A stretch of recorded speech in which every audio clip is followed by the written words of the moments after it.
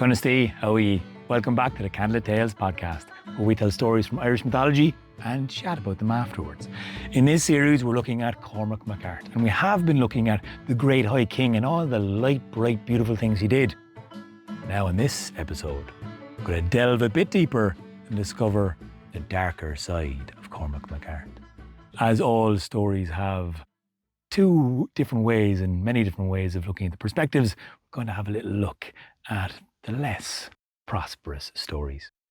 If that's something that interests you, you can go back to the start of the series and catch up, or you can go over to patreon.com/Candlelit Tales to show us some support, or make a one-time donation on our website, where you can see our workshops and our live shows and wherever we're going. And if you want to sit back, relax, like, subscribe to the channel if you haven't done so already, but most importantly, enjoy this story. Here's Erica. Tell us the story, will you?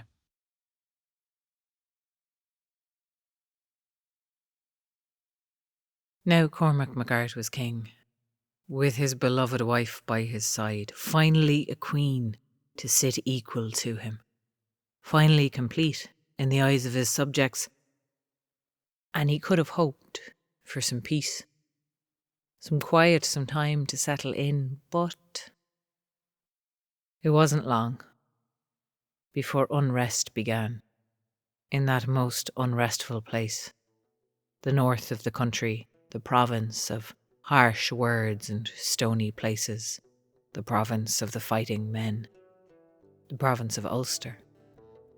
The king in Ulster at that time was Fergus Fiachdubha, and Fergus had two brothers. He was one of triplets. They were all named Fergus, but only Fergus Fiachdubha, Fergus the Black-Toothed, was the king of Ulster, but with his brothers to support him, and their followers as well. They were all fearsome warriors from the province of warriors, and they had not much respect for a king who was not. A king who was not a fighter. Not only was he not a warrior, rumours were being spread from the north that a Cormac Mac Airt couldn't hold a sword, that Cormac Mac Airt had tricked his way into his kingship, that Cormac Mac Airt was no king, not really, for who would follow a king who couldn't even fight? Cormac was disheartened, dejected. After all, he'd promised Maeve Latharg that he would try and hold the kingship without violence, not by being a man of force, by being a man of wisdom. So he thought on what to do. He talked to his wife, he took counsel. And there were those who told him that he needed a show of force. And there were those who told him he should do what he thought best.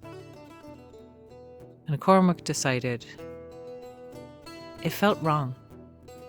It felt wrong to meet talk with aggression. It felt like too big an escalation. So he decided to meet these men, face to face. The first thing he always wanted to do was to talk and to listen and to hear. Perhaps these Ferguses of Ulster had grievances that might be better addressed, more productively addressed. He even made sure that the feasting hall he invited them to was in northern Brega, so they wouldn't have to travel so far, so he would meet them halfway, so that he wasn't setting himself up above them. And when Cormac and his retinue arrived at the feasting hall, he could see almost immediately that he had made a mistake. He should have invited them to Tara. He should have made them come to him. It would have been a show of not force but authority. And these people did not respect his authority. He could tell it from the sneers. He could tell it from the way he was jostled by someone coming into the feasting hall. As he walked into the feasting hall, he saw glances. He'd be looked up and down by a man who would then turn his head to talk to his neighbour, and then there would be a little burst of laughter from them. and Cormac felt it in the heat in the back of his neck that they were making fun of him. But he held on to his dignity as a king. Couldn't react to people throwing schoolchild insults at him, not even loud enough for him to answer. He held to his dignity and he held himself aloof, he hoped. And he went to the high table where Fergus Fiachdova had beat him to it and was sitting in the most prominent seat. And Cormac sat next to him. And Cormac greeted him. And Fergus pretended not to hear him. And so Cormac greeted him again and a third time before Fergus, with every appearance of surprise, turned around and said, "Oh, I didn't see you. Oh, I didn't hear you. You should speak up. You've got such a weak little voice. It just disappears into your chest." Cormac felt his cheeks heat again, but again he told himself to calm down, to rise above, to not let these Ulster men goad him and get to him. He did not want war, not because he feared it, but because war was destructive and war was damaging to everyone and the whole island. And then he felt the heat. Not just the heat of embarrassment of a flush, but the heat of fire, real fire. As Fergus Fiachdova's servant leaned in and set a candle flame to Cormac's hair. The Ulster men erupted in laughter, shouting their mirth at Cormac, and he could think of nothing to do but flee. He knew as soon as he left the hall that he had made a mistake. He'd ceded territory to them.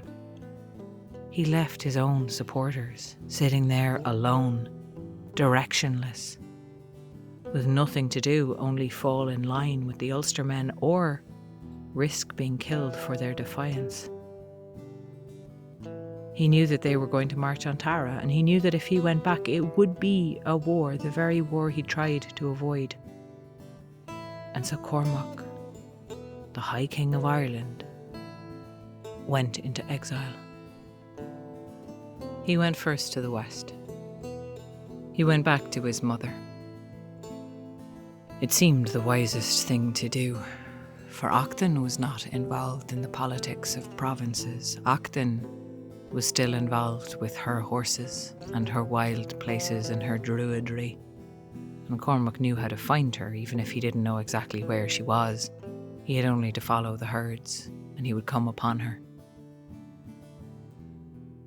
And she welcomed him when he got to her and sat him down and fed him and told him to tell her what had happened. Cormac unleashed the whole tale of woe, feeling so sorry for himself, so outraged by these Ulster men who were so blind to the fact that what they were doing was only going to damage themselves as well and their own province. This insistence on the glory of fighting. There was nothing glorious about fighting. It was a cycle that perpetuated itself, that only wounded everyone around them. And he missed his wife, and he missed his friends, and he missed Tara, and he was worried, and he was sad, and he was upset, and Acton let him talk, and talk, and talk, and talk, until he talked himself out. And then sitting across the fire from her son, Acton looked at him and said, "And what are you going to do about it?" Cormac said, "I swore to myself and to Maeve Lathbarrag that I did not want to win Ireland by force." Acton nodded and said, "Well, then what are you going to do about it?" Cormac went quiet, and Acton waited. After a time, Cormac spoke and he said, "I did not want it to be war. But if it must be war, I need more support. Because if it must be war, it must be swift, decisive war. That is the only kind that might be worth it. If I can put down these Ulster kings, this Fergus Fiachdova, if I can put him down quickly and cleanly, then I can retake my crown, I can retake Tara, and I can set about making reparations, making sure this doesn't happen again. Acton nodded. And then she said, good. Well, tomorrow we'll go to my nephew, Tadhg McCain. He might be persuaded to help you. And so they did. They went to Acton's nephew Tadhg, who was a king in Munster with great support of his own. And he listened to Cormac's tale. But Cormac could see he had even less sympathy than Acton had had. It was with a crueler twist of the lip that he said, you've got yourself into some desperate straits, haven't you? You must really need help to be here. Talking to a man you're related to and have never met before. Acton asked him to come to the point, would he help or not, and Tadhg said, I'll help. I'll help. I'll bring my men to your cause. But for a price. Cormac said to name it, and Tadhg said, well, when the battle is done, I'm going to get up into my chariot, and I'm going to circle as much land on Brega as I can. And whatever I circle in that chariot, between the end of the battle and nightfall, you're to give that to me. That's to be mine. Cormac looked to his mother, and his mother raised an eyebrow looking back at him. They both knew what that meant. The hill of Tara was in Brega. Tadhg would be able to circle the hill of Tara itself and take the seat of the High King for himself. It was a trap. It was a trick. And Cormac asked for a moment to consider. When they were alone, he looked at his mother and said, this is untenable. This is ridiculous. He's asking me for the kingship without asking for it. He's telling me that he's going to betray me. And Acton looked at her son and said, if you insist on not being a warrior, you are going to have to get better at this. This is the game that we play. Yes, Tadhg will try and betray you. So you must be cleverer than Tadhg. You must not give him the chance. You must curtail him. You must think of a way to thwart him within the bounds of the agreement that you've made. Because if you won't fight, you will have to cheat. This didn't sit that well with Cormac. He felt that pull towards fairness and justice and honesty. But he also felt he couldn't let Tadhg just win like this. So he called Tadhg back and agreed to his terms. Figured he would have to think of a way, as Acton had said, to trick the trickster, to cheat the cheater, to get away from this bargain. With the agreement made, Cormac got ready to leave. He was thinking ahead. He was thinking about the battle that would have to be arranged and the ground that would have to be chosen and the messages that would have to be sent to Fergus Fiachdov and to all of Cormac's allies who might answer. His foster father would still answer him, he was sure. And with Tadhg's support now, his mind was ticking over with plans, with logistics, when Tadhg interrupted. And Tadhg said, "There's a great warrior, lives nearby. Of course you wouldn't want his support." Cormac looked at him. And Tig looked back, not smirking, but with the smirk behind his eyes. And Tig said, "You wouldn't want to recruit him. But if you're preparing for a battle, if you're to be a king in this island of warriors, you might want to whet your blade at least once. And there's a man near here that you owe vengeance to." "Who?" "Louis Laga," Tig said. And Cormac knew the name. Louis Laga had killed his father, Art, at the battle that took place just the day after Cormac was conceived. Louis Laga, who people said fought like a wild animal, like a wolf in his savagery. And Cormac asked Tig where this man could be found. And Tig told him. For all his savagery, for all his prowess in battle, Louis Laga was isolated. He was a great warrior and his skill was much prized, but he was a difficult man to get along with. And these days he lived in isolation, out in a little shepherd's hut, hunting himself, living off the land, avoiding people as strenuously as they avoided him. Cormac asked Octan to send some of those messages that needed to be sent, to start things rolling on arranging the battle, while he went to talk to Louis Laga. His mother gave him a long look. She said, "Remember, Cormac, you're not a fighter, but you could be a thinker if you start thinking things through." And Cormac went to find Louis Laga. The warrior was getting on in years indeed, grey-haired but strong, muscular, wiry, having lived in the wilds on his own for so long. Cormac watched him from a distance, and he realised as he did that Louis squinted, held things up close to his eyes to see them. The warrior might still be strong, but he was not as keen-eyed as he might once have been. Cormac watched him, and Cormac thought about wild animals, thought about wolves.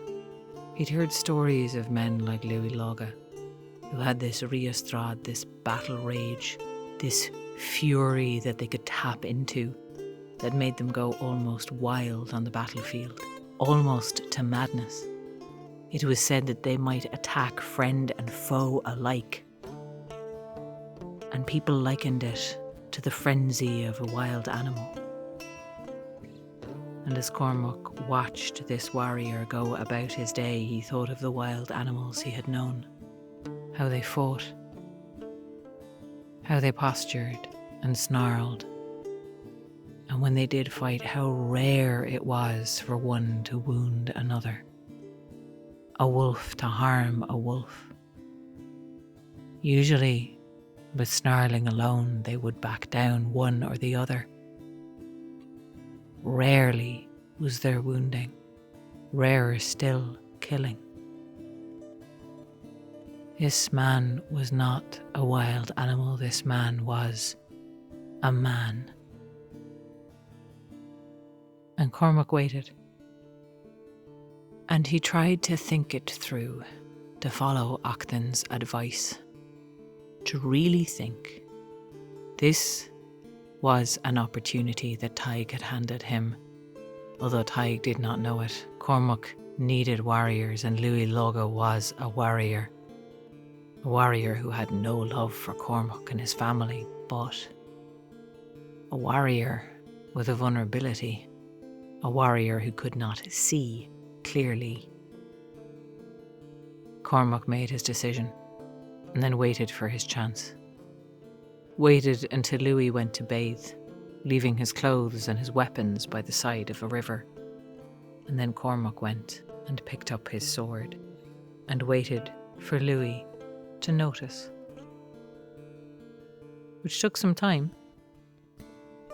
But when Louis saw that there was a man standing there holding his sword over him, he made a noise like a snarl and asked Cormac, "What do you want?"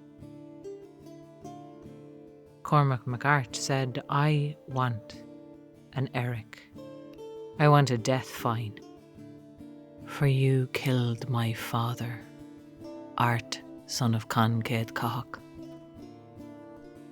Louis nodded, asked Cormac to name his price. And Cormac Mac Airt told him that the price for killing his father was the head of Fergus Fiachdubha.